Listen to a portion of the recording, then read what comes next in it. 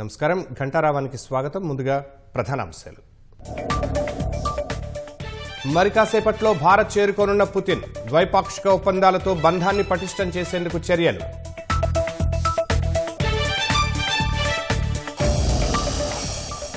ఏడాదిలోపు ఆదిలాబాద్లో విమానాశ్రయ పనులు ప్రారంభం, వెనుకబడిన ప్రాంతాల అభివృద్ధికి కృషి చేస్తున్నామని సీఎం వెల్లడి.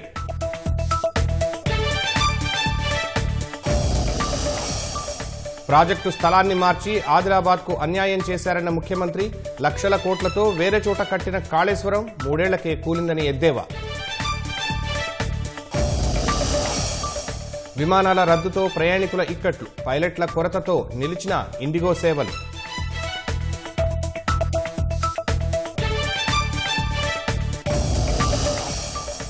చెన్నై ఏవిఎం స్టూడియోలో నిర్మాత శరవణన్ అంత్యక్రియలు, నివాళి అర్పించిన సీఎం స్టాలిన్ సహా తమిళ చిత్ర పరిశ్రమ.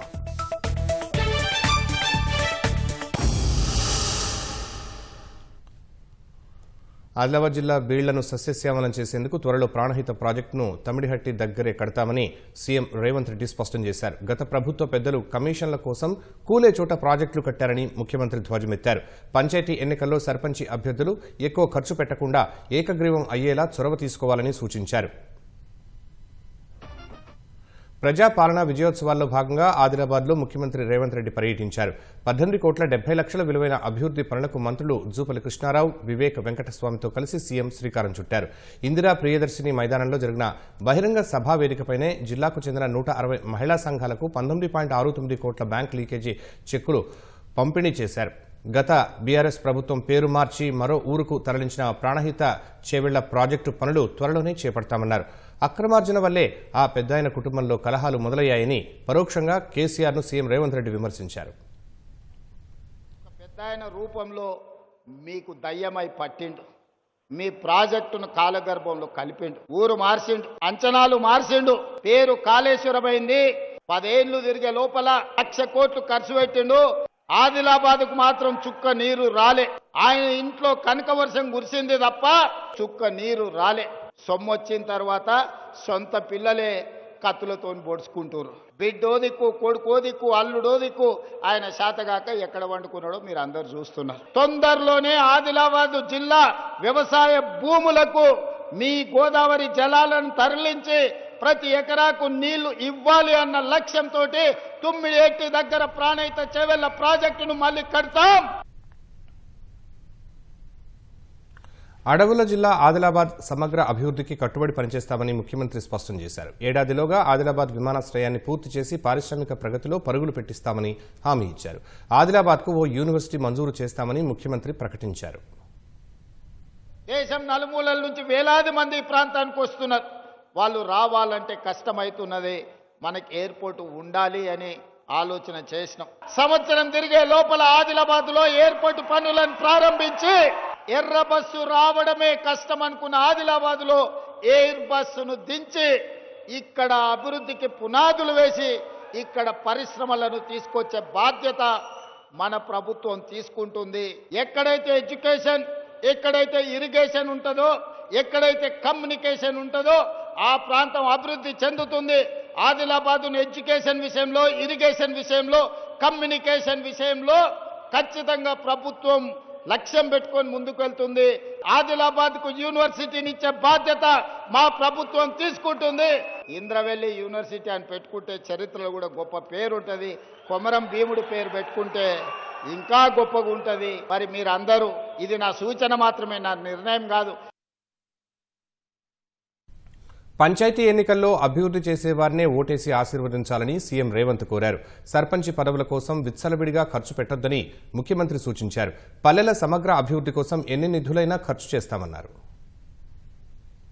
నోరు మంచిది, మంత్రులతోని కలిసి పనిచేసేటోళ్ళని సర్పంచులుగా చేసుకోరు. ఎన్నికలల్లో అడ్డగోలుగా ఖర్చు పెట్టకరి. ఎందుకంటే మళ్ళీ మీకు మీరు పెట్టిన ఖర్చు అంతా కూడా ఆదాయం రాదు. ఈరోజు నిధులు ఇస్తాం, గ్రామాలను అభివృద్ధి చేసుకోండి.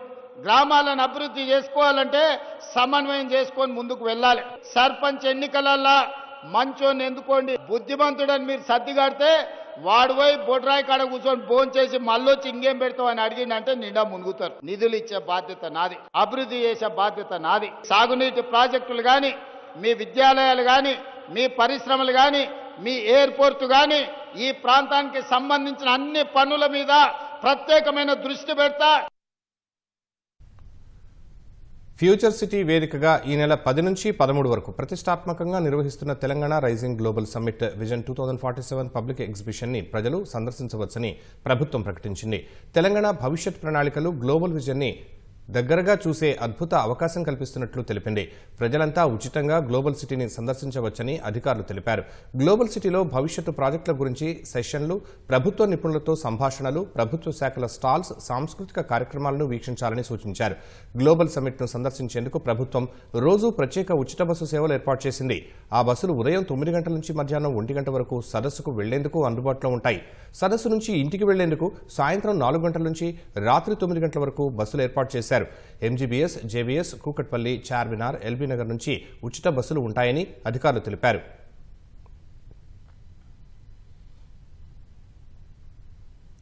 రెండేళ్ల ప్రజాపాలనకు వ్యతిరేకంగా ఈ నెల 7న ప్రజా వంచన దినం నిర్వహిస్తామని బీజేపీ రాష్ట్ర అధ్యక్షుడు రామచంద్రరావు తెలిపారు.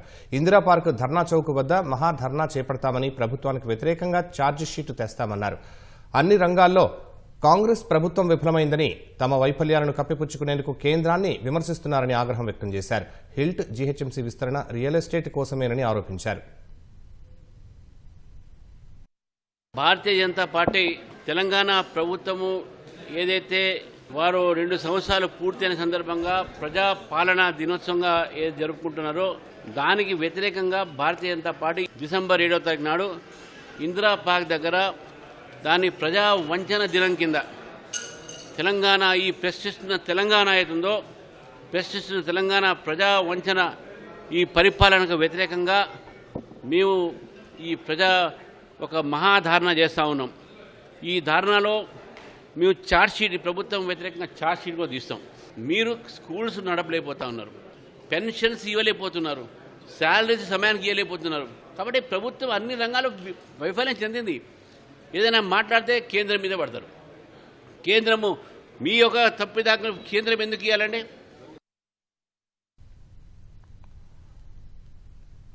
హిల్ట్ పాలసీ ద్వారా హైదరాబాద్లో భూముల ధరలు తగ్గుతాయని పీసీసీ చీఫ్ మహేష్ కుమార్ గౌడ్ తెలిపారు. సామాన్యులకు భూముల ధరలు అందుబాటులోకి వస్తాయని వెల్లడించారు. కాలుష్య భూతాన్ని ఎదుర్కొంటున్న ఢిల్లీ పరిస్థితి హైదరాబాద్కు రాకూడదనే సీఎం రేవంత్ రెడ్డి హిల్ట్ పాలసీని తీసుకొచ్చారని స్పష్టం చేశారు. హైదరాబాద్ను గ్రీన్ సిటీగా తీర్చిదిద్దడమే లక్ష్యంగా తీసుకొచ్చిన హిల్ పాలసీకి వ్యతిరేకంగా రాజకీయాలు చేయడం దురదృష్టకరమన్నారు. బీఆర్ఎస్ హయాంలో భవనాలకు, పరిశ్రమలకు ఇచ్చిన అడ్డగోలు అనుమతుల వల్లే హైదరాబాద్లో కాలుష్యం పెరిగిందని మహేష్ కుమార్ గౌడ్ ఆరోపించారు. గారికి విమర్శించే అవకాశం ఎక్కడిది? మీరు 10 ఏళ్లు యథేచ్ఛగా హైదరాబాద్ రాష్ట్రాన్ని అమ్మేసుకున్నారు కదా. ఆనాడు కిషన్ రెడ్డి గారు నోరు మెదపలే, మాట్లాడలేదు. అడ్డగోలుగా ఒక వ్యూహము, ఒక ప్రణాళిక, ఒక దురదృష్టి లేకుండా ఇష్టారాజ్యంగా హై రైజ్ బిల్డింగ్స్ కి పర్మిషన్ ఇచ్చారు. ఒక పెద్ద బిల్డింగ్ పర్మిషన్ ఇచ్చినప్పుడు దానికి సరిపడా పార్కింగ్ వ్యవస్థ, దానికి సరిపడా రోడ్ల వ్యవస్థ ఉండాలా లేదా? అదేమీ లేకుండా తన మనుషులు ఎవరు అప్లై చేసుకుంటే వారికి హై రైజ్ బిల్డింగ్ పర్మిషన్ ఇచ్చారు. ఇవాళ ఎంత అవస్థపడతా ఉన్నాం. ఇలా ట్రాఫిక్ సమస్య అంతా కూడా పోయిన బీఆర్ఎస్ ప్రభుత్వం చేసినటువంటి నిర్వాహకం, దాని మూలంగానే ఇవాళ అంతా కూడా ఈ పరిస్థితులు అంతా కూడా ఓవర్ వెలపలేకపోతే హైదరాబాద్ కొంచెం పొల్యూషన్ ఫ్రీగా మారే అవకాశం ఉందని ఒకటి ఉద్దేశంతో దూరదృష్టితో తీసుకొచ్చినటువంటి పాలసీ ఇది.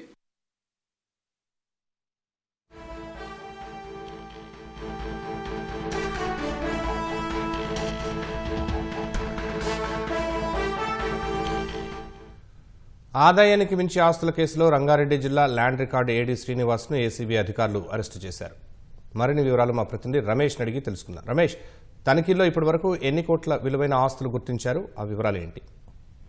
ఆదాయానికి మించిన ఆస్తుల కేసులో రంగారెడ్డి జిల్లా సర్వేర్ గా ఉన్న ఎవరైతే శ్రీనివాస్ ఉన్నారో అతన్ని ఈ రోజు ఏసీబీ అధికారులు అయితే గుర్తించడం జరిగింది. మొత్తం ఈ రోజు ఉదయం నుంచి కూడా ఏకకాలంలో మొత్తం 6 ప్రాంతాల్లో కూడా ఏసీబీ అధికారులు సోదాలు నిర్వహించడం జరిగింది. సోదాల్లో భాగంగానే భారీగా ఆస్తులు కూడబెట్టినట్టు చెప్పి కూడా అధికారులు అయితే గుర్తించడం జరిగింది. మొత్తం స్థిరాస్తులు కానీ తర్వాత అపార్ట్మెంట్లకు సంబంధించి కూడా భారీగా గుర్తించిన పత్రాలను అయితే ఏసీబీ అధికారులతో స్వాధీనం చేసుకుని ప్రస్తుతం దర్యాప్తు అయితే కొనసాగిస్తున్నారు. ఒకసారి ఆస్తులు వివరాలు చూస్తున్నట్లయితే ఇటు రాయదుర్గం పోలీస్ స్టేషన్ పరిధిలో ఉన్న మయోం భూజాలో ఒక అపార్ట్మెంట్ తో పాటు ఒక లగ్జరీ సంబంధించిన ఒక ప్లాట్ దాంట్లో ఉన్నట్టు కూడా గుర్తించి జరిగింది. రంగారెడ్డి జిల్లాలో ఒక ఇటు నారాయణపేట జిల్లాకు సంబంధించి కూడా ఒక రైస్ మిల్ తో పాటు ఇటు కర్ణాటక తర్వాత అనంతపూర్ జిల్లాలో మొత్తం 22 ఎకరాల వ్యవసాయ భూమికి సంబంధించి ఉన్నట్లు కూడా అధికారులు పత్రాలను అయితే స్వాధీనం చేసుకోవడం జరిగింది. మహబూబ్నగర్ నారాయణపేటలో మొత్తం కలిపి మొత్తం 7 ప్లాట్లు కూడా ఉన్నట్లు కూడా జెరాక్స్లు అయితే ఉన్నట్లయితే అధికారులు తెలియజేయడం జరిగింది. ఇంట్లో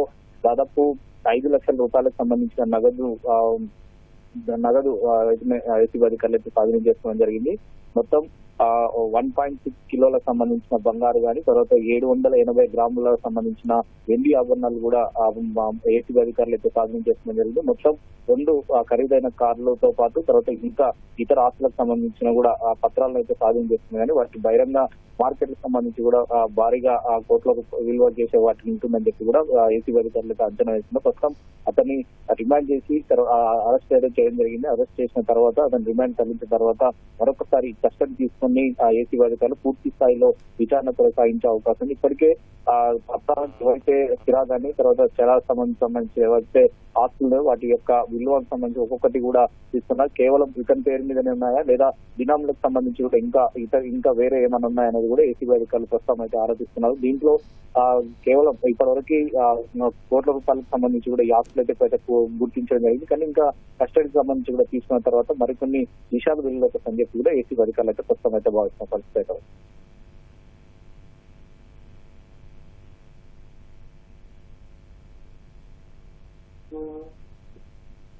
ధన్యవాదాలు రమేష్.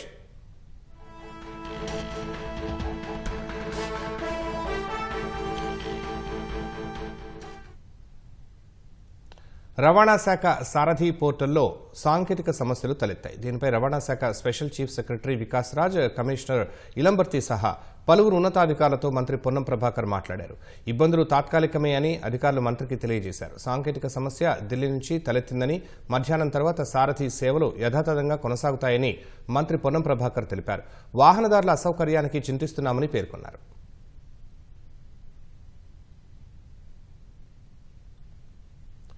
నూతన శాసనసభ్యులకు మాజీ ముఖ్యమంత్రి రోశయ్య ప్రసంగాలు ఒక పుస్తకం వంటివని మంత్రి పొన్నం అన్నారు.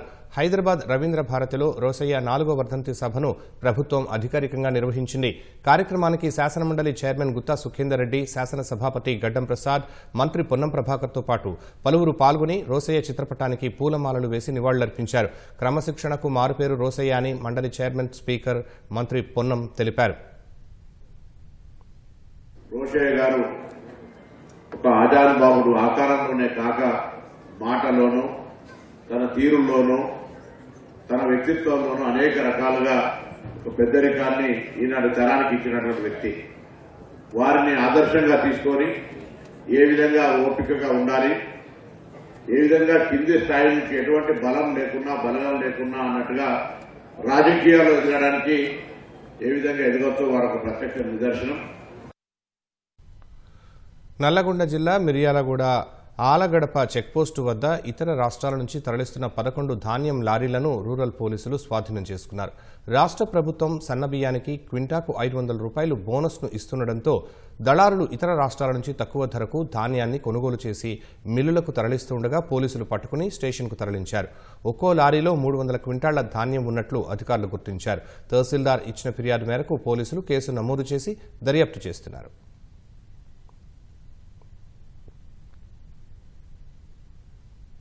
దేశ రాజధాని ఢిల్లీలో గాలి నాణ్యత రోజురోజుకి క్షీణిస్తుండటంతో పిల్లలు ప్రాణాలు కోల్పోతున్నారని కాంగ్రెస్ అగ్రనాయకురాలు సోనియా గాంధీ ఆందోళన వ్యక్తం చేశారు. వాయు కాలుష్యం అరికట్టేందుకు వెంటనే చర్యలు చేపట్టాలని ప్రభుత్వాన్ని ఆమె డిమాండ్ చేశారు. శీతాకాల సమావేశాలు జరుగుతున్న సమయంలో వాయు కాలుష్యంపై ప్రతిపక్షాలు పార్లమెంటు ఆవరణలో నిరసనలు తెలిపాయి. ప్రధాని ప్రకటనలు చేయటం ఆపి చర్యలు చేపట్టడంపై దృష్టి పెట్టాలని విపక్ష నేతలు అన్నారు. మాస్కులు ధరించి ప్లకార్డులను ప్రదర్శించారు. పెరుగుతున్న వాయు కాలుష్యంతో పిల్లలు ప్రాణాలు కోల్పోతున్నారని, వృద్ధులు అవస్థలు పడుతున్నారని వారు ఆవేదన వ్యక్తం చేశారు. వాయు కాలుష్యాన్ని అరికట్టేందుకు తక్షణమే చర్యలు చేపట్టాలని డిమాండ్ చేశారు. కాలుష్యం వలన ఆరోగ్యపరమైన సమస్యలు తలెత్తుతున్నప్పటికీ ప్రభుత్వం పట్టించుకోకపోవడంపై ప్రతిపక్ష నేతలు విమర్శలు గుప్పించారు. ప్రతిపక్ష నేతతో సమావేశం కావద్దని భారత పర్యటనకు వచ్చే విదేశీ ప్రముఖులకు కేంద్ర ప్రభుత్వం చెబుతోందని ప్రతిపక్ష నేత రాహుల్ గాంధీ ఆరోపించారు. 4 ఏళ్ల తర్వాత రష్యా అధ్యక్షుడు వ్లాదిమిర్ పుతిన్ భారత పర్యటన సందర్భంగా ఆయన ఈ విమర్శలు చేశారు. భారత పర్యటనకు వచ్చే విదేశీ ప్రముఖులు ప్రతిపక్ష నాయకుడితో సమావేశం కావడం సంప్రదాయమని రాహుల్ అన్నారు. వాజ్పేయి, మన్మోహన్ సింగ్ ప్రధానులుగా ఉన్నప్పుడు ఈ సంప్రదాయం కొనసాగిందన్నారు. అయితే ఈ మధ్యకాలంలో విదేశీ ప్రముఖులు భారత్కు వచ్చినప్పుడు, తాను విదేశాలకు వెళ్లినప్పుడు ప్రతిపక్ష నాయకుడితో సమావేశం కావద్దని మోదీ సర్కార్ వారికి సూచిస్తోందన్నారు. అభద్రతా భావంతోనే ఎన్డీఏ ప్రభుత్వం ఇలా చేస్తోందని రాహుల్ ఆరోపించారు. రష్యా అధ్యక్షుడు వ్లాదిమిర్ పుతిన్ భారత పర్యటన వేళ 20 ఏళ్ల నాటి ఓ పాత ఫోటో వైరల్ అవుతోంది. 2001లో అప్పటి ప్రధాని అటల్ బిహారీ వాజ్పేయితో కలిసి గుజరాత్ ముఖ్యమంత్రిగా ఉన్న నరేంద్ర మోదీ మాస్కోకు వెళ్లినప్పుడు తీసిన ఫోటో అది. పుతిన్తో పాటు వేదికపై వాజ్పేయి కూర్చోగా ప్రతినిధి బృందంలో ఉన్న మోదీ వెనుక వైపు నిలుచుని ఉన్నారు. కానీ ఇప్పుడు మోదీ పుతిన్ మైత్రి బంధం ఎంత బలమైందో అందరికీ తెలిసిందే. 2014లో మోదీ ప్రధానమంత్రి అయిన తర్వాత పుతిన్తో మోదీ స్నేహం బలపడింది. అనేక అంతర్జాతీయ వేదికలపై మోదీ పుతిన్ సాన్నిహిత్యం ప్రత్యేక ఆకర్షణగా నిలుస్తోంది. అత్యాచారం ఆరోపణలతో సస్పెన్షన్కు గురైన పాలక్కాడ్ ఎమ్మెల్యే రాహుల్ మామ్ కూటతిల్ ప్రాథమిక సభ్యత్వాన్ని కాంగ్రెస్ రద్దు చేసింది. పార్టీ నుంచి బహిష్కరించినట్లు ప్రకటించింది. రాహుల్పై ఉన్న అత్యాచారం సహా ఇతర తీవ్రమైన ఆరోపణలను పరిశీలించిన తర్వాత పార్టీ ఈ నిర్ణయం తీసుకున్నట్లు Kerala Pradesh Congress committee chief Sunny Joseph తెలిపారు. అంతకుముందు రాహుల్ మామ్ కుటతిల్ ముందస్తు బెయిల్ పిటిషన్ను తిరువనంతపురం జిల్లా కోర్టు తిరస్కరించింది. అది అత్యాచారం కాదని, ఇరువురి ఏకాభిప్రాయంతోనే జరిగిందని చెబుతూ పలు ఆధారాలు, ఆడియో క్లిప్లను రాహుల్ తరపు న్యాయవాది కోర్టుకు సమర్పించారు. ఇరుపక్షాల వాదనలు విన్న కోర్టు గర్భనిరోధక పిల్స్ను తీసుకోవాలంటూ మహిళపై రాహుల్ ఒత్తిడి చేయడాన్ని పరిగణలోకి తీసుకుంటూ ముందస్తు బెయిల్ను నిరాకరించింది. పైలట్ల కొరతతో సతమతం అవుతున్న ప్రముఖ దేశీయ విమానయాన సంస్థ ఇండిగో ఇవాళ 300కు పైగా విమాన సేవలను రద్దు చేసింది. ముంబై, ఢిల్లీ, బెంగళూరు ఎయిర్పోర్ట్ల నుంచి ఈ సేవలను నిలిపివేసినట్లు ప్రకటించింది. ముంబైలో 85, బెంగళూరులో 50, హైదరాబాద్లో 70, ఢిల్లీ విమానాశ్రయంలో 95 విమానాలను రద్దు చేసింది. బుధవారం అంతరాయం ప్రారంభం కావడంతో ఢిల్లీ, ముంబై, చెన్నై, కోల్కతా, బెంగళూరు, హైదరాబాద్ విమానాశ్రయాల్లో ఇండిగో ఆన్ టైం పెర్ఫార్మెన్స్ 19.7% పడిపోయింది. పైలట్లకు కొత్త విధులు, విశ్రాంతికి సంబంధించిన ఫ్లైట్ డ్యూటీ టైం లిమిటేషన్స్ నిబంధనల 2వ దశ అమలు చేసినప్పటి నుంచి ఇండిగో సిబ్బంది కొరత ఎదుర్కొంటోంది. ఇండిగో విమాన అంతరాయాలపై దర్యాప్తు చేస్తున్నట్లు డీజీసీఏ తెలిపింది. సమస్య కారణాలను, తీసుకోబోయే చర్యలను సమర్పించాలని ఆదేశించింది. 48 గంటల్లో సమస్య పరిష్కారం అవుతుందని ఇండిగో తెలిపింది. మరోవైపు విమాన అంతరాయాల వల్ల ప్రయాణికులు తీవ్ర అసౌకర్యానికి గురవుతున్నారు. గంటల తరబడి విమానాశ్రయాల్లో వేచి ఉండి విసిగిపోయిన ప్రయాణికులు విమానాశ్రయ సిబ్బందితో వాగ్వాదానికి దిగుతున్నారు. బెంగళూరు విమానాశ్రయ టెర్మినల్స్లో తగినంత సీటింగ్ లేకపోవడంపై మండిపడ్డారు. షేమ్ అంటూ నినాదాలు చేశారు. తమకు వివరణ ఇచ్చేందుకు ఒక్క ప్రతినిధి కూడా లేరని వాపోయారు. భారత రూపాయి విలువ పతనమవడంపై కాంగ్రెస్ తీవ్ర ఆందోళన వ్యక్తం చేసింది. ప్రపంచంలో భారత రూపాయికి విలువ లేకుండా పోతోందని మండిపడింది. అమెరికా డాలర్తో పోలిస్తే రూపాయి విలువ 90 మార్కును దాటిపోవడంపై పార్లమెంటు ఆవరణలో కాంగ్రెస్ అధ్యక్షుడు మల్లికార్జున ఖర్గే స్పందించారు. కేంద్ర ప్రభుత్వం ఎంత డప్పు కొట్టుకున్నా రూపాయి విలువ పతనం కావడం దేశ ఆర్థిక పరిస్థితిపై వాస్తవాలను చాటుతోందని విమర్శించారు. మోదీ ప్రభుత్వ విధానాలు సరిగ్గా ఉంటే మన రూపాయి విలువ ఇంతలా తగ్గేది కాదన్నారు. మాజీ ప్రధాని మన్మోహన్ సింగ్ హయాంలో రూపాయి విలువ ఎందుకు పలచబడుతోందంటూ అప్పటి గుజరాత్ సీఎంగా ఉన్న మోదీ ప్రశ్నించారని గుర్తు చేశారు. ఇప్పుడు మోదీ సమాధానాన్ని దేశం డిమాండ్ చేస్తోందని ఖర్గే వ్యాఖ్యానించారు.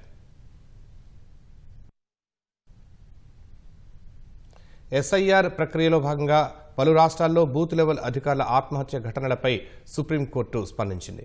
పని ఒత్తిడితో అధికారులు ఇబ్బంది పడుతూ ఉంటే అదనపు సిబ్బందిని నియమించాలని రాష్ట్రాలకు సూచించింది. ఎస్ఐఆర్ను గడువులోపు పూర్తి చేయాలంటూ ఈసీ ఒత్తిడి తెస్తోందంటూ దాఖలైన పిటిషన్పై సుప్రీంకోర్టు ప్రధాన న్యాయమూర్తి జస్టిస్ సూర్యకాంత్, జస్టిస్ జోయి మాల్యా బాగ్చీలతో కూడిన ధర్మాసనం విచారణ జరిపింది. పని ఒత్తిడి కారణంగా బూత్ లెవెల్ అధికారులు కొందరు రాజీనామా చేయడంతో పాటు ఆత్మహత్యలు చేసుకున్నారని పిటిషనర్ తరపు న్యాయవాది కోర్టుకు వివరించారు. గడువులోపు పని పూర్తి కాకపోతే ఎఫ్ఐఆర్ నమోదు చేస్తామని ఎన్నికల సంఘం బెదిరింపులకు పాల్పడుతోందని ఆరోపించారు. ఈ క్రమంలో జోక్యం చేసుకున్న ధర్మాసనం చట్ట ప్రకారం ప్రభుత్వ ఉద్యోగులు ఈసీతో కలిసి కొన్ని పనులు చేయాల్సి ఉంటుందని పేర్కొంది. అయితే పని ఒత్తిడి పెరిగినప్పుడు అదనపు సిబ్బందిని రాష్ట్ర ప్రభుత్వాలు నియమించాలని సుప్రీంకోర్టు సూచించింది. ఒకవేళ ఏ అధికారి అయినా ఎస్ఐఆర్ నుంచి మినహాయింపు కోరితే ప్రత్యామ్నాయంగా వేరొకరిని నియమించవచ్చని సర్వోన్నత న్యాయస్థానం వెల్లడించింది. H1B వీసా దరఖాస్తుదారులు వారి H4 వీసా డిపెండెంట్ల సోషల్ మీడియా ఖాతాలను అమెరికా ప్రభుత్వం క్షుణ్ణంగా పరిశీలించనుంది. వీరంతా తమ సామాజిక మాధ్యమ ఖాతాల ప్రైవసీ సెట్టింగ్లను పబ్లిక్లో ఉంచాలి. వీసా దరఖాస్తుదారులకు అనుమతి ఇవ్వొచ్చా లేదా అనేదాన్ని అంచనా వేయడం కోసం వారి ఆన్లైన్ యాక్టివిటీని అమెరికా అధికారులు తనిఖీ చేస్తారు. ఈ నెల 15 నుంచి ఇది మొదలు కానుంది. అమెరికా అధ్యక్ష పగ్గాలను రెండోసారి చేపట్టినప్పటి నుంచి వలసలపై ట్రంప్ ఉక్కుపాదం మోపుతున్నారు. H1B వీసాల జారీపై కఠినంగా వ్యవహరిస్తున్నారు. కొన్ని నెలల క్రితం H1B వీసా ఫీజును $1,00,000 పెంచారు. తాజాగా వెట్టింగ్ నిబంధనలు మరింత కఠినతరం చేశారు. H1B వీసాలకు దరఖాస్తు చేసుకునే వారి సోషల్ మీడియా ఖాతాలను సమీక్షించాలని దౌత్య కార్యాలయాలకు అమెరికా స్టేట్ డిపార్ట్మెంట్ ఆదేశాలిచ్చింది. వాక్ స్వాతంత్ర్యం అణిచివేసేలా సెన్సార్షిప్ ను అమలు చేసేందుకు గతంలో పనిచేసినట్లు తేలినా వారి వీసాలను తిరస్కరించవచ్చని స్టేట్ డిపార్ట్మెంట్ జారీ చేసిన మెమో వెల్లడి చేస్తోంది. డిసెంబర్ 2న అన్ని అమెరికా దౌత్య కార్యాలయాలకు వెట్టింగ్ ఆదేశాలు వెళ్లాయి. వాటి ప్రకారం H1Bతో పాటు H4 వీసాదారుల రెజ్యూమే, లింక్డ్ఇన్ ప్రొఫైళ్లను సమీక్షించాలి. వారు అసత్య ప్రచారం, కంటెంట్ నియంత్రణ, ఫ్యాక్ట్ చెకింగ్, ఆన్లైన్ సేఫ్టీ వంటి విభాగాల్లో పనిచేశారా అని గమనిస్తారు. డిసెంబర్ 15 నుంచి ఈ సమీక్ష జరగనుంది. విద్యార్థులు, ఎక్స్చేంజ్ విజిటర్లపై ఇప్పటికే దీన్ని అమెరికా అమలు చేస్తోంది. ఇప్పుడు H1B, H4 వీసాదారులకు కూడా ఇది వర్తింపజేయనున్నారు. ఈ వీసాలకు దరఖాస్తు చేసుకున్న వారు తమ సోషల్ మీడియా ఖాతాల ప్రైవసీ సెట్టింగ్లను పబ్లిక్ చేయాలని యుఎస్ యంత్రాంగం ఆదేశించింది. యుఎస్ వీసా అనేది ఒక ప్రత్యేక అర్హత అని, అదొక హక్కు కాదని, అమెరికా భద్రతకు ముప్పు కలిగించే దరఖాస్తుదారుల్ని గుర్తించేందుకు అందుబాటులో ఉన్న సమాచారాన్ని స్క్రీనింగ్ చేస్తామని అమెరికా విదేశాంగ శాఖ వెల్లడించింది. యుఎస్ కంపెనీలు నిపుణులైన కార్మికులను నియమించుకునేందుకు H1B ప్రోగ్రాం అనుమతిస్తుంది. ఈ వీసాల ద్వారా అమెరికాలో ఉద్యోగాలు చేస్తున్న వారిలో ఎక్కువ మంది భారత్, చైనాకు చెందిన వారే. వీసా దరఖాస్తుదారులకు అనుమతి ఇవ్వొచ్చా లేదా అనే దాన్ని అంచనా వేయడం కోసం వారి ఆన్లైన్ యాక్టివిటీని అధికారులు తనిఖీ చేస్తారు. దీన్నే సోషల్ మీడియా వెట్టింగ్ అంటారు. సంబంధిత దరఖాస్తుదారుల సోషల్ మీడియా ప్రొఫైళ్లను పరిశీలించిన తర్వాతే వీసా మంజూరు చేస్తారు. అధికారంలోకి వచ్చిన తర్వాత H1B వీసా ఫీజును $1,00,000 పెంచుతూ ట్రంప్ చేసిన ప్రకటన ప్రపంచవ్యాప్తంగా సంచలనం సృష్టించింది. అయితే H1B వీసాపై విధించిన $1,00,000 రుసుము వార్షిక ఫీజు కాదని, దరఖాస్తు చేసుకునే సమయంలో కట్టాల్సిన వన్ టైం ఫీజని వైట్ హౌస్ స్పష్టతనిచ్చింది. అలాగే అమెరికాలో చదువుకొని ఉద్యోగాల కోసం H1B వీసాకు దరఖాస్తు చేసుకునే విదేశీ విద్యార్థులు $1,00,000 చెల్లించాల్సిన అవసరం లేదని తెలిపింది. ప్రపంచంలోనే పురాతన ఆరావళి పర్వతాల మనుగడపై ఆందోళనలు వ్యక్తమవుతున్నాయి. కేంద్రం తీసుకున్న నిర్ణయం అక్కడి జీవ వైవిధ్యానికి గొడ్డలిపెట్టుగా మారనుందని పర్యావరణవేత్తలంటూ ఉండగా, మైనింగ్ మాఫియాకు బహిరంగ ఆహ్వానమని కాంగ్రెస్ ఆరోపిస్తోంది. ఆరావళి పర్వతాలకు సంబంధించి కేంద్రం ఇచ్చిన కొత్త నిర్వచనం, దానివల్ల ఏర్పడే ప్రతికూల ప్రభావాలపై ప్రత్యేక కథనం. ప్రపంచంలోనే పురాతన ఆరావళి పర్వతాల భవిష్యత్తుపై నీలినీడలు కమ్ముకున్నాయనే అభిప్రాయం వ్యక్తమవుతోంది. ఈ పర్వతాలకు సంబంధించి కేంద్రమిచ్చిన కొత్త నిర్వచనాన్ని సుప్రీంకోర్టు అంగీకరించడంపై పర్యావరణవేత్తలు, రాజకీయ నేతలు ఆందోళన వ్యక్తం చేస్తున్నారు. ఈ పర్వతాలను కాపాడటానికి కీలక ఆదేశాలు జారీ చేసిన దేశ అత్యున్నత న్యాయస్థానం ఆరావళి కొండలు, శ్రేణులకు సంబంధించి ప్రభుత్వం ఇచ్చిన నిర్వచనాన్ని అంగీకరించింది. నిపుణుల నివేదిక వచ్చే వరకు ఢిల్లీ, హర్యానా, రాజస్థాన్, గుజరాత్లో విస్తరించి ఉన్న ఆరావళి పర్వత ప్రాంతాల్లో కొత్తగా మైనింగ్ లీజులు మంజూరు చేయొద్దని ఆదేశించింది. ప్రభుత్వ నిర్వచనం ఆరావళి పర్వతాల్లోని 10% భూభాగానికే వర్తిస్తుందని పర్యావరణవేత్తలు అంటున్నారు. ఎంతో జీవ వైవిధ్యంతో కూడిన 90% భూభాగానికి కేంద్ర ప్రభుత్వం ఇచ్చిన కొత్త నిర్వచనం మరణ శాసనం కానుందని ఆందోళన వ్యక్తం చేస్తున్నారు. It's very unfortunate that the Supreme Court actually accepted the new definition that's been given by the government. We're talking about Aravalli Hills, which is one of the oldest mountain ranges that we actually have on this planet, and in many ways it's one of the main barriers, dust barriers, that Delhi has or North India has, as in something that actually separates Thar from this part of the country. And this entire 670 kilometer length of Aravalli is the one. It's not just a dust barrier in that sense. We're also talking about water recharge. We are also talking about greenery, the groundwater table, many things. As in, so it's in many ways it's an ecological treasure. Aravalli జిల్లా పరిధిలోని 100 మీటర్లు లేదా అంతకంటే ఎక్కువ ఎత్తు ఉన్న కొండలను మాత్రమే ఆరావళి హిల్స్ గా కేంద్రం నిర్వచించింది. 2 లేదా మరికొన్ని కొండలు మాత్రమే 100 మీటర్ల కంటే ఎక్కువ ఎత్తులో 500 మీటర్ల లోపు ఉన్నాయి. అంటే ఆరావళి పర్వతాల్లోని మిగతా ప్రాంతాన్ని సాధారణ భూమిగా కేంద్రం నిర్వహించింది. అక్కడ మైనింగ్ కార్యకలాపాలు జరిపేందుకు మార్గం సుగమం చేసింది. ఇది ఆరావళి పర్వత శ్రేణుల ఉనికికి గొడ్డలిపెట్టు కానుందని ఆందోళనలు మొదలయ్యాయి. Absolutely essential to protect the air quality, not only as a barrier against the dust from desert, but the green and the whole dense forest cover is also essential for very efficient trapping of pollution and also to clean up the toxic and to mop up the toxic emissions from the air. ఈ అంశంపై రాజకీయ పార్టీలు కూడా ఆందోళన వ్యక్తం చేస్తున్నాయి. ఆరావళి పర్వతాల భౌగోళిక స్వరూపాన్ని మార్చేలా కేంద్రం ఇచ్చిన కొత్త నిర్వచనం డెత్ వారెంట్ అని Congress parliamentary party chairperson Sonia Gandhi ఆరోపించారు. ఈ మేరకు జాతీయ మీడియాలో ఓ కథనం రాశారు. గుజరాత్, రాజస్థాన్, హర్యానాల్లో విస్తరించిన ఆరావళి పర్వతాలది దేశ చరిత్ర, భౌగోళిక స్వరూపంలో కీలక పాత్ర అని పేర్కొన్నారు. అక్రమ మైనింగ్ వల్ల ఇప్పటికే అక్కడి సహజ సంపద తరిగిపోతుండగా తాజాగా మోదీ ప్రభుత్వం ఆరావళి పర్వతాలకు డెత్ వారెంట్ ఇచ్చిందన్నారు. 100 మీటర్ల కంటే తక్కువ ఎత్తులో ఉన్న కొండల్లో మైనింగ్ కు అనుమతించటం మైనింగ్ మాఫియాకు బహిరంగ ఆహ్వానం అవుతుందన్నారు. ఇది వన్యప్రాణుల రక్షణ చట్టం 1972ను ఉల్లంఘించడమే అని విమర్శించారు. కేంద్ర ప్రభుత్వం ఈ నిర్ణయాన్ని వెనక్కి తీసుకోవాలని సోనియా డిమాండ్ చేశారు.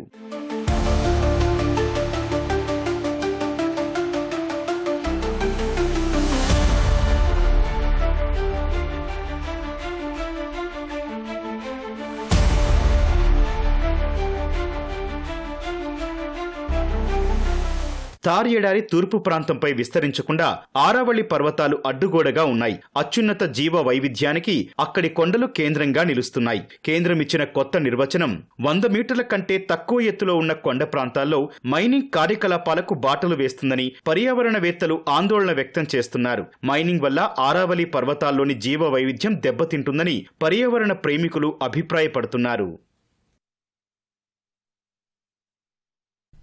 ప్రముఖ చిత్ర నిర్మాత ఏవిఎం స్టూడియోస్ అధినేత ఎం శరవణన్ కన్నుమూశారు. 86 ఏళ్ల వయసులో చెన్నైలో వయో సంబంధిత సమస్యలతో ఎం శరవణన్ తుదిశ్వాస విడిచారు. చెన్నైలోని ఏవిఎం స్టూడియోస్లో ఆయనకు తమిళనాడు సీఎం స్టాలిన్ నివాళులు అర్పించారు. శరవణన్ మృతి పట్ల తమిళ నటులు రజనీకాంత్, సూర్య, విశాల్తో పాటు ఇతర సినీ రాజకీయ ప్రముఖులు విచారం వ్యక్తం చేశారు. 1946లో తండ్రి ఏవి మెయప్పన్ స్థాపించిన ఏవిఎం స్టూడియోస్ బాధ్యతలను 1979లో శరవణన్ తీసుకున్నారు. ఏవిఎం స్టూడియోస్ తమిళ, తెలుగు, హిందీ సహా ఇతర భాషల్లో ఎన్నో ప్రముఖ చిత్రాలను నిర్మించింది. నానుం ఒరుపెన్, సంసారం, అందు మిన్సారం, తెలుగులో భక్త ప్రహ్లాద, భూ కైలాస్, పున్నమి నాగు, లీడర్ వంటి పలు చిత్రాలు అనేక ప్రశంసలను అందుకున్నాయి. 1950 తర్వాత తమిళ పరిశ్రమను కమర్షియల్గా తీర్చిదిద్దడంలో శరవణన్, ఆయన సోదరుడు బాల సుబ్రమణియన్ కీలక పాత్ర పోషించారు. 1980లో ఏవిఎం స్టూడియోస్ నిర్మించిన మురట్టుకాలై చిత్రం రజనీకాంత్కు యాక్షన్ హీరోగా, సూపర్ స్టార్గా ప్రత్యేక గుర్తింపును తెచ్చిపెట్టింది. కమల్ హాసన్ను ఏవిఎం స్టూడియోస్ బాలనటుడిగా పరిచయం చేసింది. డాలర్తో పోలిస్తే రూపాయి జీవితకాల కనిష్టానికి పడిపోయింది. ఉదయం ట్రేడింగ్లో డాలర్తో పోలిస్తే 28 పైసలు పతనమై 90.43 రూపాయలకు చేరింది. ఆర్బీఐ పరిమిత జోక్యం, డాలర్ డిమాండ్ పెరుగుదల, సరఫరా తగ్గుదల, నిరంతర విదేశీ నిధుల అవుట్ఫ్లో, ఇండియా యుఎస్ వాణిజ్య ఒప్పందంపై అనిశ్చితి రూపాయి పతనానికి కారణాలుగా విశ్లేషిస్తున్నారు. యుఎస్ డాలర్తో పోలిస్తే రూపాయి విలువ 90 మార్కును దాటడంపై కేంద్రం సమాధానం చెప్పాలని కాంగ్రెస్ ప్రధాన కార్యదర్శి ప్రియాంక గాంధీ డిమాండ్ చేశారు. మాజీ ప్రధాని మన్మోహన్ సింగ్ హయాంలో రూపాయి విలువ తగ్గినప్పుడు బీజేపీ రాద్ధాంతం చేసిందని గుర్తు చేశారు. కాగా బుధవారం తొలిసారి డాలర్తో పోలిస్తే రూపాయి విలువ 90 మార్కును దాటింది. అయితే రూపాయి పతనం ద్రవ్యోల్బణం లేదా ఎగుమతులను ఇప్పటివరకు ప్రభావితం చేయలేదని ఆర్థిక నిపుణులు తెలిపారు. సినిమా టికెట్ ధరల పెంపుపై రాష్ట్ర ప్రభుత్వం కీలక నిర్ణయం తీసుకుంది. టికెట్ ధరల పెంపు వల్ల వచ్చే ఆదాయంలో 20% సినీ కార్మికులకు కేటాయించాలన్న ముఖ్యమంత్రి ఆదేశాల మేరకు రేపు విడుదల కానున్న అఖండ 2 చిత్రానికి టికెట్ ధరల పెంపునకు ప్రభుత్వం అనుమతి ఇచ్చింది. రేపటి నుంచి 3 రోజుల పాటు సింగిల్ స్క్రీన్లో 50 రూపాయలు, మల్టీప్లెక్స్లో 100 రూపాయలు టికెట్ ధరలు పెంచుకోవడానికి వెసులుబాటు కల్పిస్తూ ప్రభుత్వ ప్రత్యేక ప్రధాన కార్యదర్శి సివి ఆనంద్ ఉత్తర్వులు జారీ చేశారు. అలాగే ఇవాళ రాత్రి 8 గంటలకు ప్రదర్శించే ఒక షోకు టికెట్ ధరను 600 రూపాయలుగా ఖరారు చేశారు. టికెట్ ధరలు పెంచి సినిమాను ప్రదర్శించే థియేటర్ల ద్వారా విధిగా 20% ఆదాయాన్ని సినీ కార్మికుల సంక్షేమం కోసం మూవీ ఆర్టిస్ట్ సంక్షేమ సంఘానికి కేటాయించాలని ఆదేశించిన ప్రభుత్వం ఈ మేరకు ఫిల్మ్ డెవలప్మెంట్ కార్పొరేషన్ ఆధ్వర్యంలో ప్రత్యేక ఖాతాను తెరవాలని సూచించింది. ఆ ఖాతాను కార్మిక శాఖ కమిషనర్ పర్యవేక్షించాలని ఆదేశించింది. అలాగే సినిమా ప్రదర్శనకు ముందు తప్పనిసరిగా మత్తు పదార్థాలు, సైబర్ నేరాల పట్ల అవగాహన కలిగించే ప్రకటనలను ప్రదర్శించాలని ప్రభుత్వం ఆదేశించింది.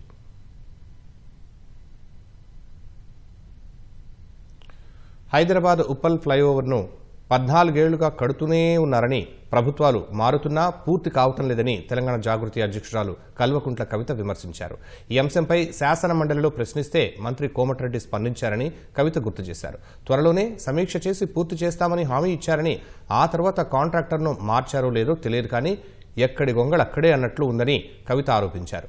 కేంద్ర మంత్రి కిషన్ రెడ్డి ప్రత్యేక శ్రద్ధ తీసుకుని పనులు పూర్తి చేయించాలని కవిత సూచించారు. కేంద్ర రాష్ట్ర ప్రభుత్వాలు సమన్వయంతో త్వరితగతిన పనులు పూర్తి చేయాలని, లేదంటే మా సంస్థ తరపున మేమే ప్రభుత్వం వెంటపడి పనులు చేయిస్తామన్నారు.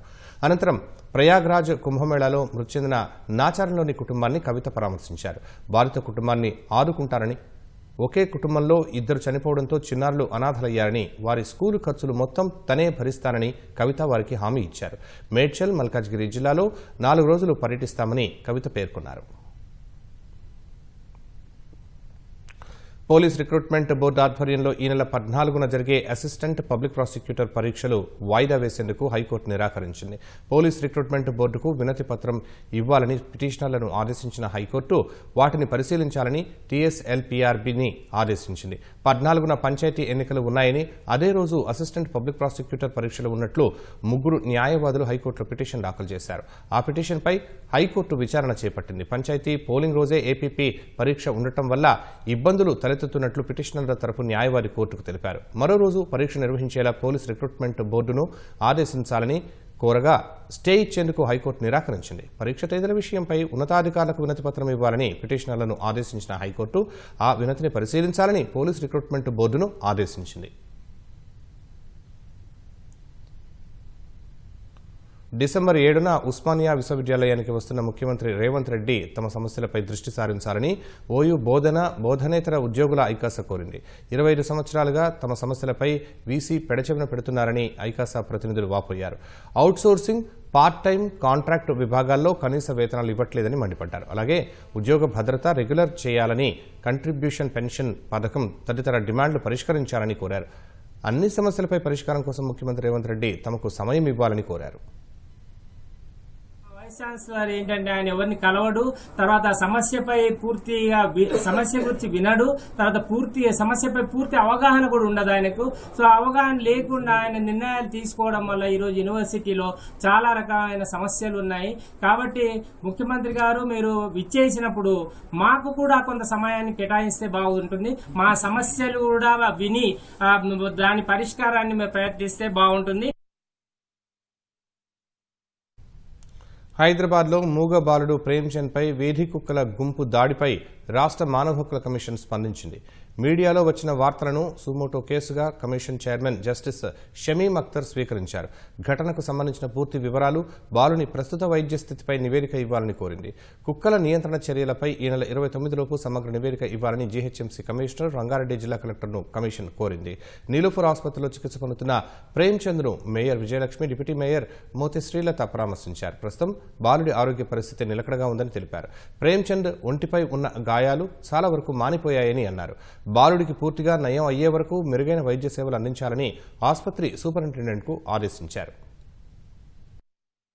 లైవ్ గా బాబుని చూస్తే హిస్ వెరీ యాక్టివ్. పుండ్లు కూడా అన్ని కూడా ఆరిపోయినట్టు కనిపించాయి. స్టిచెస్ ఉన్నాయి, ఆ స్టిచెస్ కూడా దేర్ అబ్జర్వబుల్ స్టిచెస్ కాబట్టి దానికంతట అది వచ్చేస్తాయి.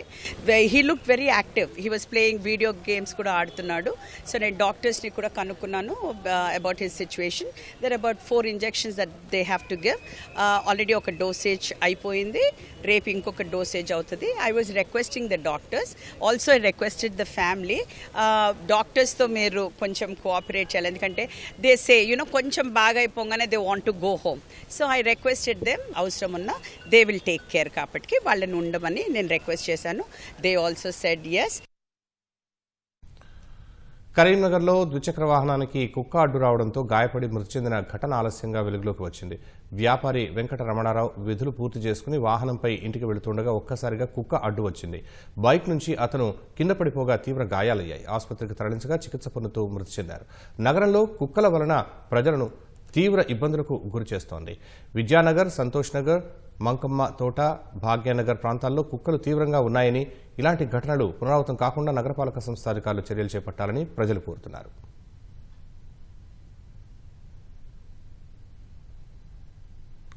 పెద్దపల్లి జిల్లా రామగుండంలో విమానాశ్రయ నిర్మాణం కోసం విస్తృత ప్రయత్నాలు జరుగుతున్నాయి. రామగుండం నియోజకవర్గం అంతర్గాంలో రాష్ట్ర ప్రభుత్వం విమానాశ్రయ నిర్మాణం కోసం ప్రతిపాదించిన స్థలాన్ని ఎయిర్పోర్ట్స్ అథారిటీ ఆఫ్ ఇండియా సభ్యుల బృందం పరిశీలించింది. గోదావరి నది పరివాహక ప్రాంతంతో పాటు Peddampet, Ramagundam railway station, Yellampalli project పరిసరాలను అధికారులు పర్యవేక్షించారు. అన్ని అంశాలు పరిశీలించిన అనంతరం ప్రభుత్వానికి నివేదికను అందించనున్నట్లు చెప్పారు. మనకు ఎయిర్పోర్ట్ అథారిటీ ఆఫ్ ఇండియా నుండి టెక్నికల్ టీం వాళ్ళు ఏదైతే మనం గతంలో ఎయిర్పోర్ట్ కోసం ప్రతిపాదనలు పంపించినామో ఆ సైటు విజిటింగ్ కోసం రావడం జరిగింది.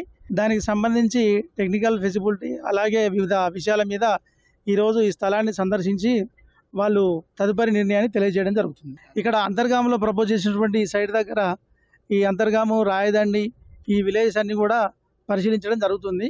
ఈ సైట్కి సంబంధించి చుట్టుపక్కల ఉన్నటువంటి ఆ వివరాలను కూడా చూడడం జరుగుతుంది, పరిశీలించడం జరుగుతుంది. కామారెడ్డి జిల్లా ఎన్నికల విధుల్లో నిర్లక్ష్యంగా వ్యవహరించిన ఎంపీడీఓ, ఎంపీఓలపై వేటు పడింది. నాగిరెడ్డిపేట మండల ఎన్నికల్లో పోటీ చేసే సర్పంచులు, వార్డు సభ్యులు సమర్పించిన నామినేషన్ పత్రాల్లో తప్పులను అధికారులు గుర్తించారు. దీంతో వాటిని సరిచేసేందుకు ఎల్లారెడ్డి డీఎల్పీఓ, ఎంపీడీఓ కార్యాలయానికి వెళ్లాలని సూచించారు. ఇందుకోసం సర్పంచులు, వార్డు సభ్యులు వెళ్లగా ఎంపీడీఓ లలిత కుమారి, ఎంపీఓ ప్రభాకర్ చారి కార్యాలయంలో లేరు. దీంతో కార్యాలయ సిబ్బందితో నామినేషన్ పత్రాలను సరిచేసి అధికారులకు సమర్పించారు. ఎన్నికల వేళ విధుల్లో లేకపోవడంతో పాటు దాఖలైన నామినేషన్ పత్రాల్లో తప్పులు ఉండటంతో వారిపై వేటు వేస్తున్నట్లు కలెక్టర్ ఉత్తర్వులు జారీ చేశారు. సిద్దిపేట జిల్లాలో దుబ్బాక మండలంలో ఓ యువకుడి ప్రకటన ప్రస్తుతం ఆ ప్రాంతంలో హాట్ టాపిక్గా మారింది. రఘోత్తంపల్లి గ్రామానికి చెందిన శివాని 6వ వార్డు సభ్యురాలిగా పోటీలో ఉన్నారు. ఆమె భర్త శ్రీకాంత్ తన భార్యను గెలిపిస్తే 5 ఏళ్ల పాటు ఓ వ్యక్తి ఉచితంగా కటింగ్, షేవింగ్ చేస్తారంటూ ప్రచారం చేస్తున్నారు. ఆమె భర్త వృత్తిరీత్యా కటింగ్ షాపు యజమానిగా ఉన్నారు. తమ వార్డు ఇప్పటివరకు అభివృద్ధికి నోచుకోలేదని, వార్డుకు ఏదైనా చేయాలనే సంకల్పంతోనే ఈ యువ దంపతులు ఎన్నికల నిర్ణయం తీసుకున్నామన్నారు. శివానిని గెలిపిస్తే తప్పకుండా వార్డును అభివృద్ధి చేస్తామని హామీ ఇచ్చారు. వృత్తిని, ఎన్నికల ప్రచారాన్ని ముడిపెడుతూ ఓటర్లను ఆకర్షించేందుకు శ్రీకాంత్ వేసిన ఈ వినూత్న అస్త్రంపై గ్రామస్తులు ఆసక్తిగా చర్చించుకుంటున్నారు. 6వ వార్డులో శివాని, శ్రీకాంత్ అనే మేము నామినేషన్ దాఖలు చేయడం జరిగింది. వార్డు సభ్యులు అందరూ కలిసి భారీ మెజార్టీ గెలిపించగలరని వార్డు సభ్యులకు తెలియజేస్తున్నాను. నా వృత్తి మంగళ వృత్తి కాబట్టి మేము అందరికీ, నా వార్డు సభ్యులందరికీ, మగవాళ్ళకి ఫ్రీగా కటింగ్, గడ్డలు చేయదలుచుకున్నాను. ఎందుకు మా వార్డు చాలా వెనుకబడ్డది కాబట్టి దాన్ని కొంచెం ముందుకు తీసుకొని ఆదర్శ వార్డుగా, రఘోత్తంపల్లి గ్రామంలో ఆదర్శ వార్డుగా నిలుద్దామని చెప్పేసి, వర్క్ చేద్దామని చెప్పేసి ముందుకు రావడం జరిగింది. 3 ఏళ్ల వయస్సు ఉన్న చిన్నపిల్లలు బొమ్మలతో ఆడుకుంటారు లేదా కార్టూన్ చూస్తూ అల్లరి చేస్తారు. కానీ మధ్యప్రదేశ్కు చెందిన ఈ బుడతడు మాత్రం చదరంగంలో పావులతో ఎత్తుగడలు వేస్తున్నాడు. సర్వజ్ఞ సింగ్ కుష్వాహా అనే ఈ 3 ఏళ్ల బుడతడు చెస్లో అంతర్జాతీయ ఆటగాళ్లను సైతం ఓడించాడు. అద్భుత ప్రదర్శనతో ప్రపంచంలోనే అతిపిన్న వయస్సులో ఫిడే రేటింగ్ సాధించిన చెస్ ప్లేయర్గా రికార్డులకెక్కాడు. ఏబీసీడీలు కూడా సరిగ్గా తెలియని 3 ఏళ్ల వయసులో ఓ నర్సరీ విద్యార్థి ప్రపంచ చదరంగంలో చరిత్ర సృష్టించాడు. మధ్యప్రదేశ్లోని సాగర్ జిల్లాకు చెందిన సర్వజ్ఞ సింగ్ కుష్వాహా ప్రపంచంలోనే అతిపిన్న వయసులో ఫిడే రేటింగ్ సాధించిన చెస్ ప్లేయర్గా రికార్డులకెక్కాడు. 3 సంవత్సరాల 7 నెలల 20 రోజుల వయసులో అధికారిక ఫిడే రేటింగ్ పొందిన అతిపిన్న వయస్కుడిగా సర్వజ్ఞ సింగ్ కుష్వాహా రికార్డు నెలకొల్పాడు. ఇంతకుముందు ఈ రికార్డు కోల్కతాకు చెందిన అనీష్ సర్కార్ పేరిట ఉండేది. 3 సంవత్సరాల 8 నెలల 19 రోజుల వయసులో గత ఏడాది నవంబర్లో అనీష్ సర్కార్ ఈ ఘనత సాధించాడు. ఇప్పుడు ఆ రికార్డును సర్వజ్ఞ సింగ్ కుష్వాహా అధిగమించాడు. ప్రస్తుతం నర్సరీ చదువుతున్న సర్వజ్ఞకు 1572 రాపిడ్ ఫిడే రేటింగ్ ఉంది.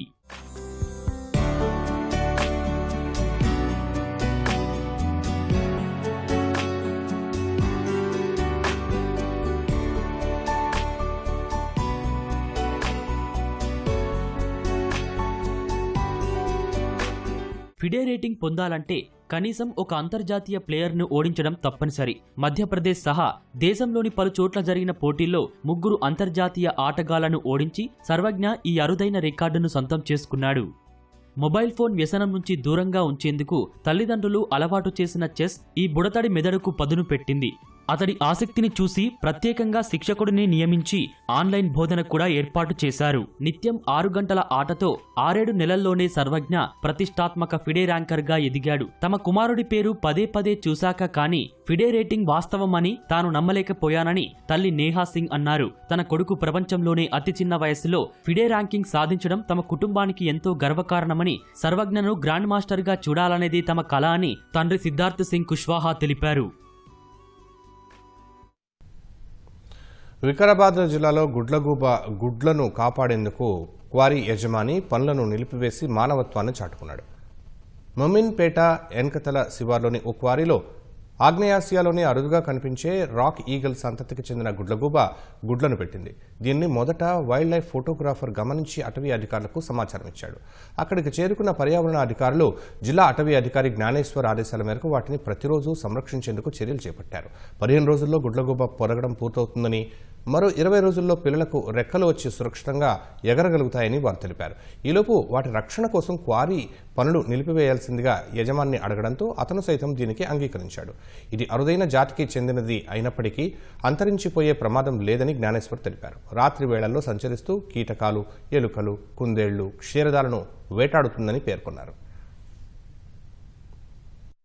అది పోయిన సండే రోజు వాళ్ళు ఫోటోగ్రాఫర్లు వచ్చి దాన్ని చూడడం జరిగింది.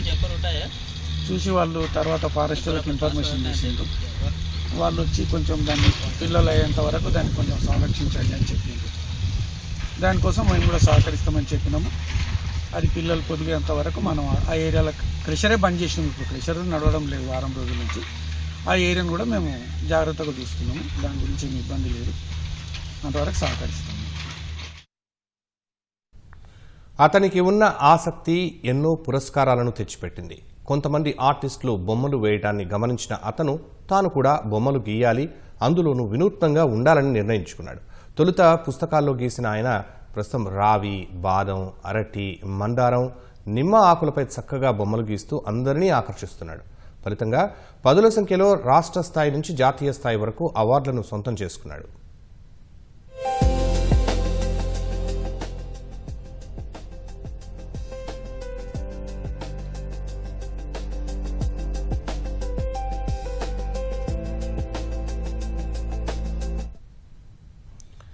సంగారెడ్డి జిల్లా నారాయణఖేడ్కు చెందిన ఇతని పేరు గుండు శివకుమార్.